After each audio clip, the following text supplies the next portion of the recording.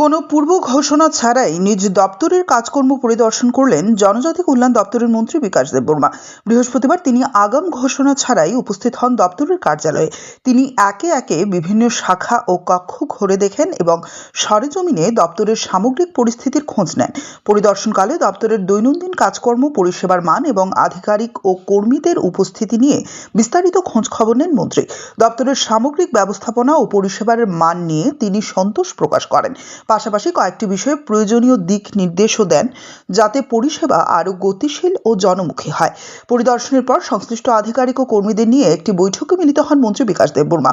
ওই বৈঠকে দপ্তরের কাজকর্ম আরও দ্রুত ও কার্যকর করা, সাধারণ মানুষের সমস্যা দ্রুত সমাধান এবং পরিষেবায় স্বচ্ছতা বজায় রাখার উপর বিশেষ গুরুত্ব দেন। পরিদর্শন শেষে সংবাদ মাধ্যমের মুখোমুখি হয়ে মন্ত্রী জানান, জনজাতি কল্যাণ দপ্তরের পরিষেবা সাধারণ মানুষের কাছে আরও ভালোভাবে পৌঁছে দেওয়া এবং পরিষেবার মান উন্নত করতেই এই পরিদর্শন করা হয়েছে। ভবিষ্যতেও এ ধরনের পরিদর্শন চলবে বলেও তিনি জানান। মন্ত্রীর এই আচমকা পরিদর্শন প্রশাসনিক মহলে যথেষ্ট তাৎপর্যপূর্ণ বলে মনে করছে সংশ্লিষ্ট মহল। এখন দপ্তরের কাজে কতটা গতি আসে সেটাই দেখার। অনুষ্ঠানে বলছিল জনজাতি ছেলেদেরকে নিয়ে একটি নৃত্য পরিবেশন করবেন, সেটা প্রধানমন্ত্রী আমন্ত্রিত থাকবে। জনজাতি দপ্তর থেকে কবে করা হতে পারে এই অনুষ্ঠানটি? আপনারা মিডিয়ারে সবাই জানেন যে কোনো দিন এই ত্রিপুরা রাজ্যের মধ্যে একসঙ্গে 1000-এর অ্যাবাব কোনো দিন একসঙ্গে এই যে মামি আমাদের যে ট্র্যাডিশনাল যে আমাদের নাচ গান এটা হচ্ছে না। আমাদের মানিক সাজির নেতৃত্বে আপনারা সবাই জানেন জনজাতি গৌরব দিবসের দিন মামিতা নৃত্য একসঙ্গে 1000-এর অ্যাবাব হয়েছে।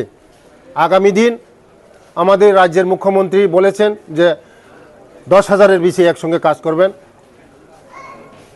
আমরা কথা কম বলি, কাজ করি বেশি। আমাদের মুখ্যমন্ত্রী বলেছেন তো এটা কষ্ট হবেই।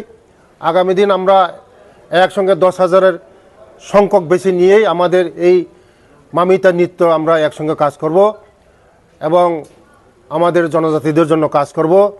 জনজাতিরা একমাত্র আমাদের এই মোদিজি আসার পরে আমরা আশা আলো দেখেছি যে যদি করতে পারে, জনজাতিদেরকে মুক্তি দিতে পারে, যদি জনজাতিদেরকে যদি রাস্তা ভালো দিতে পারে, জনজাতিকে ভালো জল দিতে পারে, শিক্ষা দিতে পারে, ভালো স্কুল দিতে পারো, একমাত্র মোদিজি দিতে পারবে। একমাত্র রাজ্যের আমাদের জনপ্রিয় মুখ্যমন্ত্রী প্রফেসর ডক্টর মানিক সাহা দিতে পারবে, আর কেউ দিতে পারবে না। তার জন্য আজকে আমাদের জনজাতি ভাই বোনরা আজকে মোদিজির উপরে বিশ্বাস হয়েছে। মোদিজির সঙ্গে এখন সবাই, আপনারা সবাই দেখেন আজকাল সবাই আজকে ডেলি